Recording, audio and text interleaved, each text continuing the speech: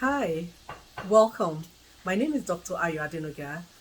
I'm a public health physician and founder of Action for Teens and Mom's Health, where our goals is to help you as a mom or a parent to increase your parenting confidence, remove the overwhelm of adolescence, and help you to fully engage your teen for remarkable results.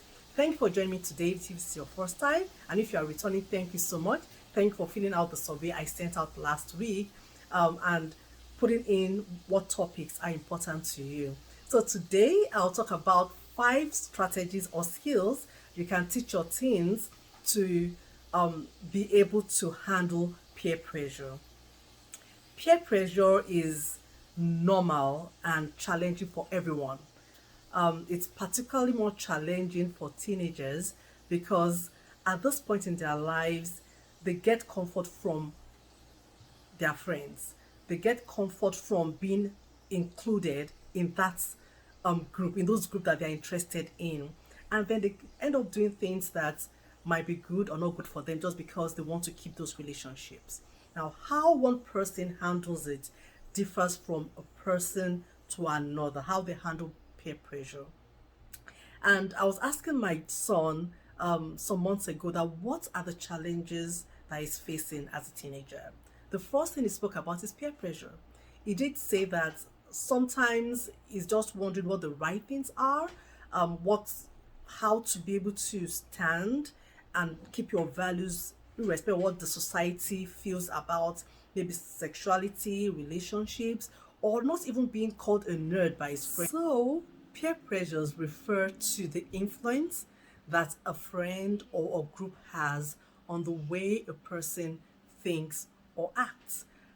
As our teens start navigating this life, they start expanding their friendship beyond the home, or they start having building relationships, out of our homes and navigating the world out there. The onus is on us as parents to help them to be able to make the right decisions. And you can do it as a parent. We know these children, we know the way they think, we've grown up with them, they know we love them. So, what we need to teach them are the skills they need, and this is called being assertive skills. The way a person can say no, okay, meaning it, being able to stand on that no and still being able to maintain those relationships. So before I go on, please click the subscription button if you've not done that yet. Subscribe is just right below the video. This will help you to get notified anytime I release a new video next week. So going on, I'll talk about five skills that would help your teens to be able to resist peer pressure. The first one, number one, is that you need to teach your teens how to say no. And say no sparingly and when they mean it. Now, saying no is important, especially when something is not going the way they want it. They need to be able to say no. However, if they are unsure, they can use words like maybe, I'm not sure, can I think about it? Or give me a moment to think through this. It is okay not to be sure, but you need to let them know that when they mean no, they can say it in a non-negotiable but very non-confrontational way so that the other person does not feel offended but gets the message. 2, their body language is important. Having the right body language. Now, when you say no, your words and your body needs to align. You can't say no and you're smiling and say no and you're leaning forward. Oh no. When you say no, teach your child to say a definitive no. With their eye contact there, being calm, cool and collected, but letting that person know that I am serious here. I mean no. And they could use words like this. No, I'm not into this right now. And then they can walk off to avoid danger. That is important. So, one, letting your child know that they should say no when they mean it.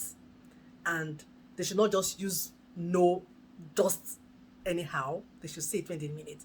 Secondly, their body language has to align with.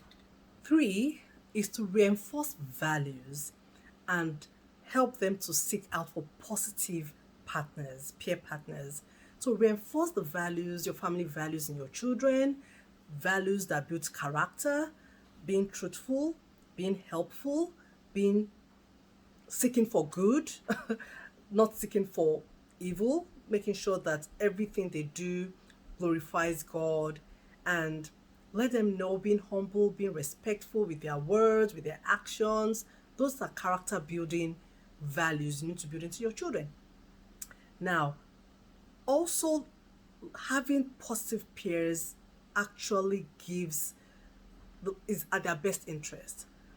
Friends that have similar values, have similar interests, actually makes life better for them, and they're able to avoid trouble. Because if you have friends that always get into trouble, at the end of the day, it's not for your own good. So we need to let our children know that when they are seeking out friends, it has to be friends that share similar values and similar interests.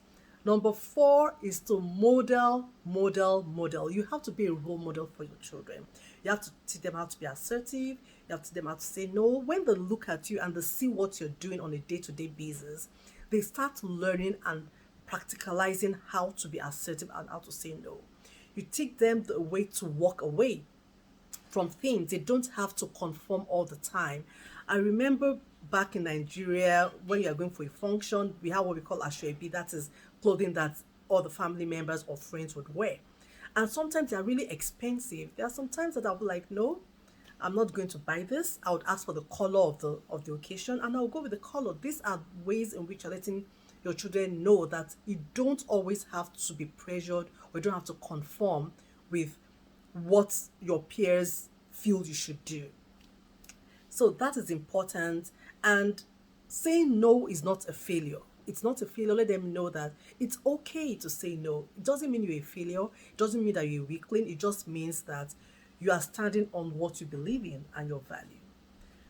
Number five, at the last but not the least, is asking your children to blame the parents. And I like this especially because this is like the last card. I was in the park with my daughter about 3 weeks ago, and she was with a friend who had started to do something, and she was like, no, my mom is right there, and she wouldn't like me to do that. So she played that fast one, and later on she told me about it, and I was like, yeah, that's a good one. And of course, the person stepped away and stopped asking her to do what she's not supposed to do.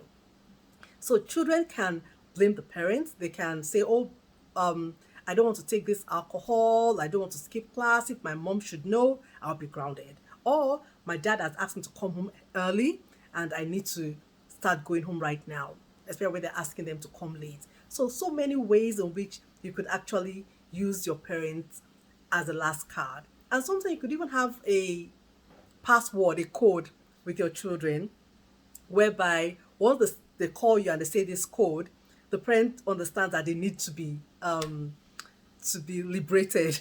Is that the right one? That they need to be let go. So you understand what they are talking about. You know, they need to be saved from that situation. So those are the 5 tips I have for you. I'll repeat them quickly. Number one is that every children, you need to teach them how to say no, and they should use no sparingly. Secondly, their body language has to conform with what they are saying. When they say no, their body has to show it. They have to be able to relate that.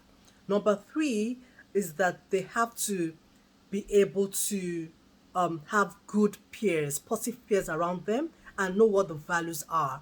Number four is you have to model it. You have to lead your children. You have to model it. You have to show what you want to see in them. And number five, they can play the blame the parent card. Those are the 5 tips I have for you today. Thank you for joining me today. Please subscribe, please share, and please like it if all the things I've said to you right now resonate.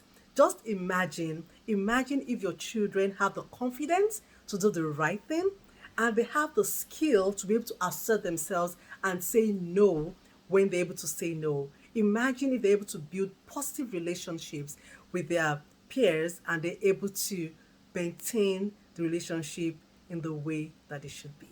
Thank you so much for joining me. Hope to see you again next week. God bless. Bye. Love you. Bye.